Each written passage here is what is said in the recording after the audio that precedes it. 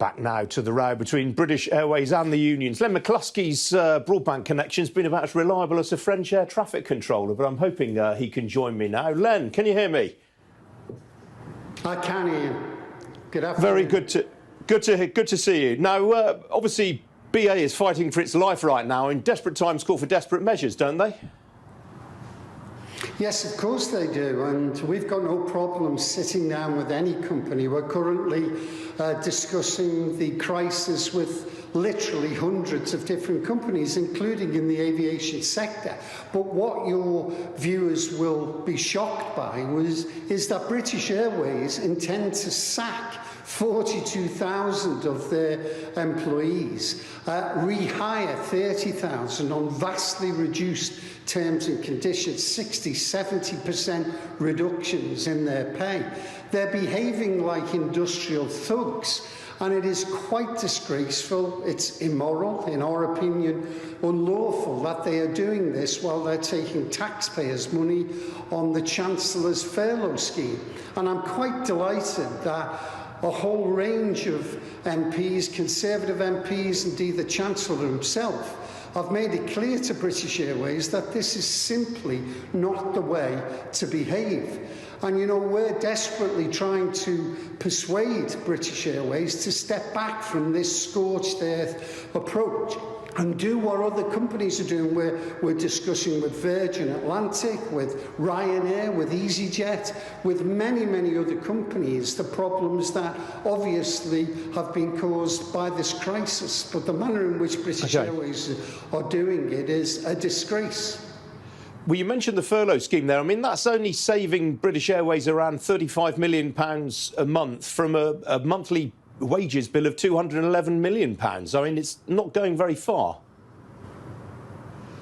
Well, the reality, of course, is that the furlough scheme was introduced very bravely by the Chancellor to basically say it is a job retention scheme. It is to allow companies to make certain that they hold on to their skilled workers during this crisis, and then allow us to debate and discuss the various issues that we have. You know, Ian, you'll know that British Airways is owned by IAG, which also own the Spanish national carrier Iberia.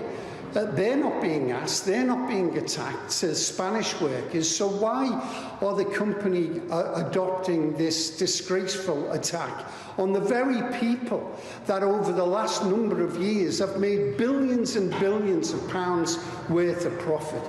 It's ludicrous, and we are constantly appealing to them to step back. You know, it was a very famous businessman, Warren Buffett, who once said it takes 20 years to build a reputation, but only 5 minutes to destroy one. And I'm afraid that's what British Airways are currently engaged in. It's madness, and it's something that we hope that common sense will prevail.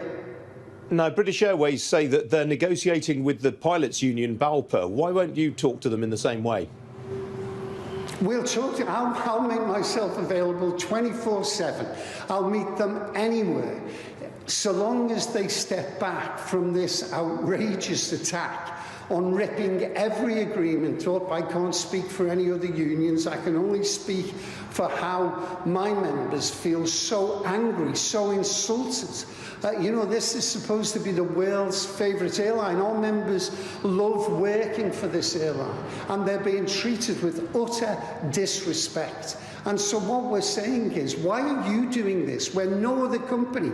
My union deals with 35,000 different companies here, and not one of them has approached the current crisis in the manner that this particular company is doing. It's just plain wrong. Step back. We'll meet you anytime. And by the way, I'm very, very confident that when we do sit down to meet, we'll be able to assist the company, we'll be able to arrive at an agreement that will be satisfactory to everybody. But there has to be meaningful discussions, and you don't go into discussions when a company has already decided to sack 42,000 of its workers. It's outrageous, and I'm delighted that the Prime Minister and the Chancellor and the government are making it clear to British Airways that there will be consequences in terms of the allocation of the slots that they have in their airports if they behave this manner. We don't want that. We want to resolve the problem, and it's up to British Airways now to behave sensibly and get us in a room so that we can sort these problems out. Well, as you say, you've been campaigning for BA to be stripped of some Heathrow slots if they don't come to terms with you. And BA's response to that is that that would actually inflict more damage on the airline and lead to more job losses down the line. Yeah, of course, Ian. We understand that we're in a situation here. None of our members are at work. So the leverage that we have has to make British Airways and the IAG board sitting in Madrid sit up and take notice that there are consequences. They can't treat British workers like they are animals or units that can be dismissed in this manner. It's outrageous. Spanish workers are not being treated like this. This couldn't happen in any other European country except here in Britain.